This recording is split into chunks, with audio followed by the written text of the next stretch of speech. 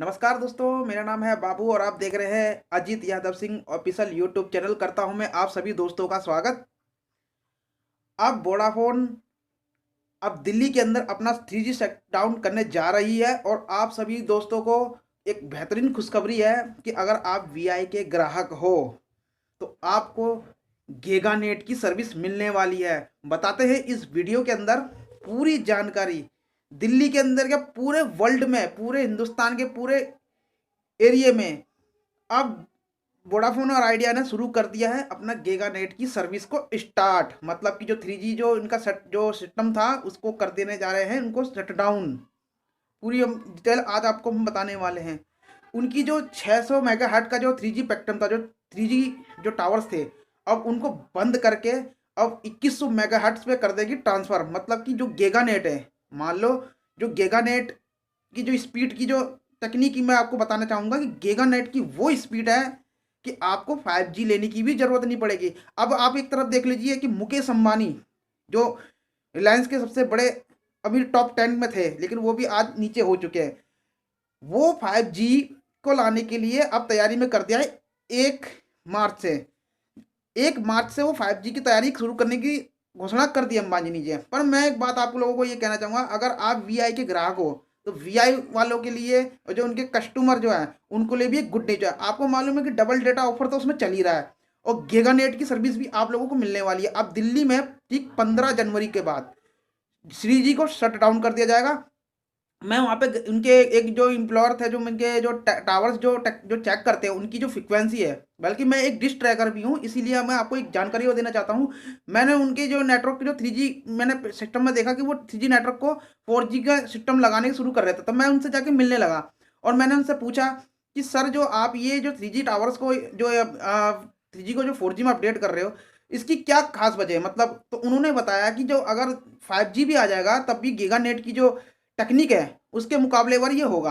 मतलब कि अगर 5G अगर वीआई कंपनी ना भी ला पाई तो उसकी जो 4G स्पीड है वो इतनी तगड़ी होगी कि आप सोचोगे कि आप 5G चला रहे हो, तो आपको 5G फोन लेने की भी जरूरत नहीं पड़ेगी।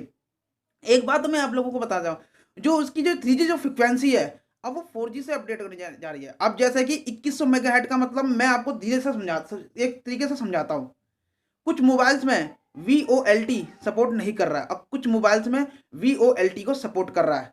ये आप लोगों के अगर जिस दोस्त मेरे जो भी वीडियो ये देख रहे हैं तो वो मुझे कमेंट करके बताइए कि आपके मोबाइल में VoLT की सपोर्ट कर रही है कि नहीं कर रही है। नहीं कर रही है तो आपका जो फ़ोन है 2100 मेगाहर्ट्ज VoLT को सपोर्ट नहीं करता है। और जो 3G मतलब सॉरी 4G जो सिस्टम है अब वो 2100 मेगाहर्ट्ज जो गीगानेट है। अब गीगानेट का मतलब क्या है ये भी मैं आपको समझाता हूँ। अगर मान लो आपके एरिया में एक 4G टावर्स है और उस 4G टावर्स के अंदर 300 आदमी जुटे हुए हैं, मतलब 300 आदमी उसको चला रहे हैं उस पर नेट। अब होता क्या है कि सवेरे आप नेट चलाते हो तो बहुत अच्छी स्पीड मिलती है, बहुत तगड़ी स्पीड मिलती है, मगर शाम होते ही उसकी स्पीड डाउन हो जाती है और आपका जो वीडियो है वो हाई एचडी पे चलने के बजाय वो लो लो पे चलना शुरू हो जाता है। तो आपको लगता है कि वीडियो की क्वालिटी अच्छी नहीं आ रही है, वीडियो की टेक्निक अच्छी नहीं आ रही है।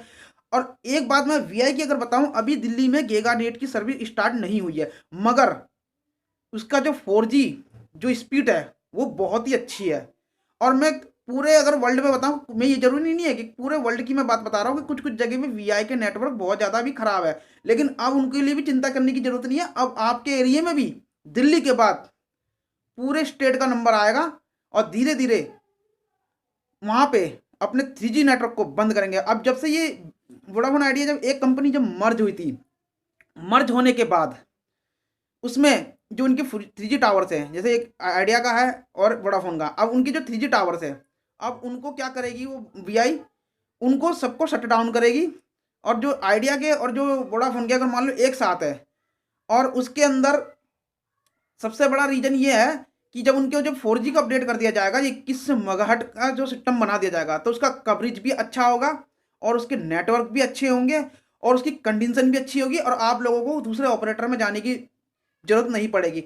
और मैं एक बात और आप लोगों को मैं बता देना चाहता हूँ, जो उसकी फ्रिक्वेंसी है, जो मैंने उनसे पूछा था उनके जो टावर लगाने वालों के, तो उन्होंने ये बताया था कि इसकी जो फ्रिक्वेंसी है हम 2100 मेगाहर्ट्ज में कर देंगे।